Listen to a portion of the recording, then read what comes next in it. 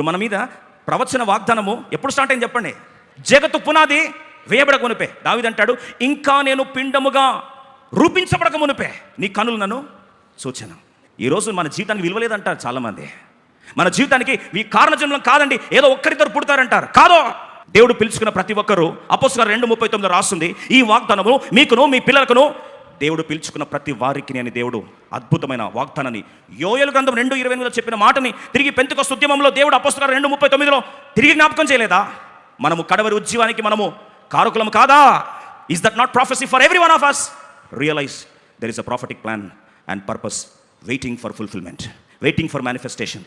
ఈరోజు నువ్వు ప్రతిష్ఠించుకోవడానికి ఇష్టపడితే నీ వాగ్దానం నెరవేరడానికి దేవుడు వాగ్దాన క్యాలెండర్ ఎదురు చూస్తుంది నీ కొరకు. ఏ ఉద్దేశాలతో హైదరాబాద్లో అడుగుపెట్టావో తెలియదు. నువ్వు అనుకుంటావు, ఆ రోజు అమ్మ కడుపులో పుట్టకపోయింటే బాగుండా.